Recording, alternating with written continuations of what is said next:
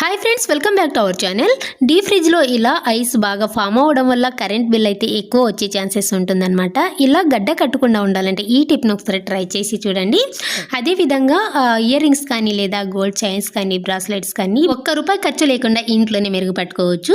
ఇంకా first tip వచ్చేసి ఒక బౌల్ తీసుకోండి. తీసుకున్న తర్వాత అందులోకి ఒక ½ టీ స్పూన్ వరకు బేకింగ్ సోడా, అంటే మనం వంటకి యూజ్ చేస్తాం కదా ఆ సోడా. ఆ తర్వాత ఇందులోకి కొద్దిగా లిక్విడ్ వేసుకుంటున్నాను. మనం బట్టలకి యూజ్ చేస్తాం కదా ఆ వాషింగ్ లిక్విడ్ అనమాట. మీ దగ్గర ఈ లిక్విడ్ లేదనుకోండి సర్ఫ్ పౌడర్ కూడా వేసుకోవచ్చు. ఆ తర్వాత కొద్దిగా వెనిగర్, వంటలకి యూజ్ చేస్తాం కదా ఆ వెనిగర్ అయినా వేసుకోండి, లేదంటే క్లీనింగ్ పర్పస్ యూజ్ చేస్తాం కదా అదైనా వేసుకోవచ్చు అనమాట.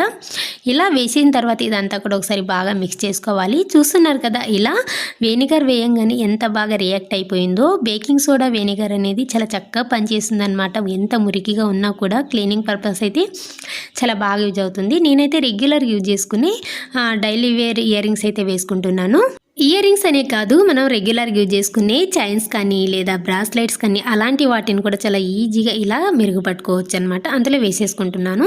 వేసేసుకున్న తర్వాత ఇప్పుడు దీన్ని ఒక 10 లేదా 15 నిమిషాల పాటు అలాగే ఉంచేసుకోండి. అంతే, ఇందులో ఉన్న నురుగు అనేది బాగా తగ్గిపోవాలన్నమాట. ఇదంతా యాక్టివేట్ అవ్వడానికి మినిమం ఒక 10 to 15 మినిట్స్ అయితే టైం పడుతుంది. నేనైతే ఒక 10 నిమిషాల పాటు ఇలా పెట్టుకున్నాను. ఇప్పుడు 10 మినిట్స్ అయిన తర్వాత చూపిస్తున్నాను చూడండి. ఇందులో ఉన్న బబుల్స్ అన్నీ కూడా తగ్గిపోయి ఇందులో మురికి అనేది ఎంత చక్కగా పోయిందో తెలుస్తుంది కదా.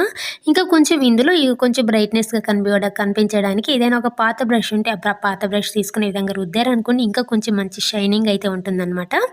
సో ఈ విధంగా బాగా రుద్దేసేయాలి.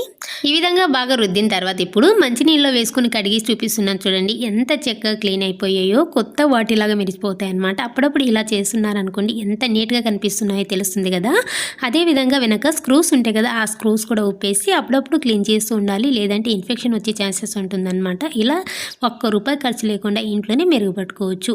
ఇంకా నెక్స్ట్ టిప్ వచ్చేసి ఒక బౌల్ తీసుకుని అందులోకి ఒక ½ టీ స్పూన్ వరకు ఇన్స్టెంట్ కాఫీ పౌడర్ అనమాట ఒక ½ స్పూన్ వరకు వేసుకుంటున్నాను. వేసేసుకుని అందులోకి బాదం ఆయిల్ కొద్దిగా వేసుకుంటున్నాను, ఆల్మండ్ ఆయిల్ కొద్దిగా వేసుకుని ఇదంతా కలిసే విధంగా ఒకసారి బాగా మిక్స్ చేసుకోవాలి. ఇంకొద్దిగా ఇది కొంచెం డ్రైగా అనిపిస్తే ఇంకో కొద్దిగా యాడ్ చేసుకుని ఇదంతా కలిసే విధంగా కలుపుకోవాలి. సో ఈ విధంగా అంతా మిక్స్ చేసేసుకున్న తర్వాత ఇప్పుడు దీన్ని ఫేస్కి, నెక్కి, అలాగే హ్యాండ్స్కి ఎక్కడైతే ట్యాన్ ఉంటుందో అక్కడ బాగా పట్టించుకోవాలి. ఇంకొకటి ఏంటంటే కొంతమంది స్కిన్ డల్గా నిర్జీవంగా ఉంటుంది కదా, అలాంటి వాళ్ళకైతే ఈ ఫేస్ ప్యాక్ అనేది చాలా చక్కగా పనిచేస్తుంది అనమాట.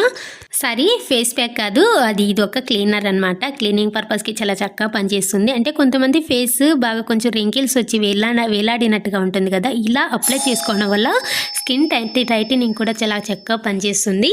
దీన్ని స్నానానికి వెళ్ళే ముందు ఒక 10 నిమిషాల ముందే ఇలా పెట్టేసుకుని ఒక 10 నిమిషాల తర్వాత స్నానం చేయండి. ఎందుకంటే ఇది కొంచెం జిడ్డులాగా ఉంటుంది కాబట్టి స్నానానికి వెళ్ళే ముందే చేసుకోండి. ఒక వారం 3 సార్లు ఇలా చేసుకున్నారనుకోండి డిఫరెన్స్ చూస్తున్నారు కదా ఎంత షైనింగ్గా ఉందో. ఇంకొకటి ఏంటంటే ఫేస్ డ్రైగా ఉండడం వల్ల రింకిల్స్ వచ్చే ఛాన్సెస్ త్వరగా వస్తాయన్నమాట. నచ్చితే ఒకసారి ట్రై చేయండి. ఇంకా నెక్స్ట్ టిప్ వచ్చేసి ఆల్మండ్ ఆయిల్ తీసుకోండి. బాదం నూనె కొద్దిగా వేసుకుంటున్నాను చేతుల్లోకి, ఒక 2-3 డ్రాప్స్ వేసుకుంటున్నాను అంతే. వేసేసుకుని నెక్స్ట్ ఇందులోని కొద్దిగా రోజ్ వాటర్, ఇది కూడా అంతే ఒక 3 డ్రాప్స్ వరకు వేసుకుంటున్నాను. వేసేసుకున్న తర్వాత ఈ రెండింటిని కూడా బాగా మిక్స్ చేసేసుకుని నైట్ పడుకునే ముందు లేదా స్నానం చేసిన తర్వాత ఇలా మాయిశ్చరైజర్ లాగా ఇలా అప్లై చేసుకున్నారనుకోండి ఈ వింటర్లో మంచి స్కిన్ కేర్ లాగా పనిచేస్తుంది. న్యాచురల్గా చాలా బాగుంటుంది. బయట కొనే క్రీమ్స్ కన్నా కూడా ఇలా న్యాచురల్గా ఇంట్లోనే చేసుకోండి. స్కిన్ కూడా చాలా గ్లోగా అనిపిస్తుంది అనమాట. ఈ ఆల్మండ్ ఆయిల్ అలాగే రోజ్ వాటర్ అనేది చాలా చక్కగా పనిచేస్తుంది. స్కిన్ కూడా చాలా గ్లోగా అనిపిస్తుంది అనమాట. ఒకవేళ మీ దగ్గర ఆల్మండ్ ఆయిల్ లేదనుకోండి దీని ప్లేస్లో కొబ్బరి నూనె కూడా వేసుకోవచ్చు, అది కూడా బాగా షైనింగ్ అని అనిపిస్తుంది. ఈ టిప్ నచ్చితే మాత్రం ప్లీజ్ ఒక లైక్ అయితే చేయండి. ఇంకా నెక్స్ట్ వచ్చేసి డీ ఫ్రిడ్జ్ ఒక్కొక్కసారి ఈ విధంగా ఐస్ అయితే బాగా ఫామ్ అయిపోతుంది కదా. ఇలా ఐస్ బాగా ఫామ్ అవడం వల్ల ఏంటంటే కరెంట్ బిల్ ఎక్కువ వచ్చే ఛాన్సెస్ అయితే ఉంటుందన్నమాట. ఇది ఖచ్చితంగా నేనైతే అబ్జర్వ్ చేశానండి. ఇలా ఎక్కువ ఫామ్ అవడం వల్ల కరెంట్ బిల్ డిఫరెన్స్ అయితే తెలుస్తుంది, మంత్లీ డిఫరెన్స్ అనేది. ఇప్పుడు ఐస్ అంతా కూడా డీఫారెస్ట్ అయినా చేయండి, లేదంటే స్విచ్ ఆఫ్ చేస్తే కూడా ఐస్ అంతా కూడా మెల్ట్ అయిపోతుంది అనమాట. ఆ తర్వాత ఇందులో ఇంకా కొద్దిగా తడి అయితే ఉంటుంది కదా, ఒక కాటన్ క్లాత్ అంతా కూడా ఒకసారి బాగా క్లీన్గా తుడిచేసుకోవాలి. ఫ్రిడ్జ్ క్లీన్ చేసేటప్పుడు ఎప్పుడైనా సరే స్విచ్ ఆఫ్ చేసి క్లీన్ చేసుకోండి. సో ఈ విధంగా ఇందులో ఉన్న తడి అంతా కూడా బాగా తుడిచేసుకోండి. ఇప్పుడు ఒక బౌల్ తీసుకోండి, అందులోకి కొద్దిగా కొబ్బరి నూనె వేసుకుంటున్నాను. ఇది హోమ్మేడ్ కొబ్బరి నూనె అనమాట, నేను ఇంట్లో చేసుకున్నది, అందుకని చెప్పేసి కొంచెం కలర్ డిఫరెన్స్ ఉంది. మీరు నార్మల్ కొబ్బరి నూనె కూడా వేసుకోవచ్చు. ఇందులోకి ఒక ½ టీ స్పూన్ వరకు ఉప్పు వేసుకోవాలి. ఉప్పు వేసేసుకున్న తర్వాత ఇదంతా కూడా ఒకసారి బాగా మిక్స్ చేసేసుకోండి.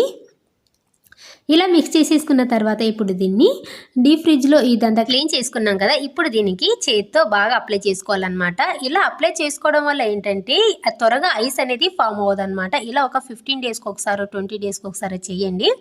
ఐస్ అనేది త్వరగా ఫామ్ అవ్వదు. సో ఈ విధంగా కరెంట్ బిల్ కూడా చాలా తక్కువ వచ్చే ఛాన్సెస్ అయితే ఉంటుంది. సో ఈ విధంగా అప్లై చేసేసుకున్న తర్వాత ఇప్పుడు ఒక ప్రమిదం అయితే తీసుకోండి. సపోర్ట్ కోసం అంతే, ప్రమిదం కానీ లేదంటే వేస్ట్ బౌల్ ఉంటే తీసుకోండి. నేనైతే ప్రమిదం తీసుకుని అందులోకి ఒక హాఫ్ నిమ్మ చెక్క పెట్టుకుని దాని మీదకి ఒక హాఫ్ టీ స్పూన్ వరకు ఉప్పు వేసుకోవాలన్నమాట. ఈ విధంగా వేసేసుకున్న తర్వాత ఫ్రిడ్జ్లో పెట్టుకున్నారనుకోండి ఐస్ అనేది త్వరగా గడ్డ కట్టదు, ఫామ్ అవ్వదన్నమాట. సో ఈ విధంగా ఒక 15 డేస్కి ఒకసారి చేంజ్ చేస్తూ ఉన్నారనుకోండి ఐస్ అనేది తక్కువ గడ్డ కడుతుంది కానీ తక్కువగా ఫామ్ అవుతుందన్నమాట.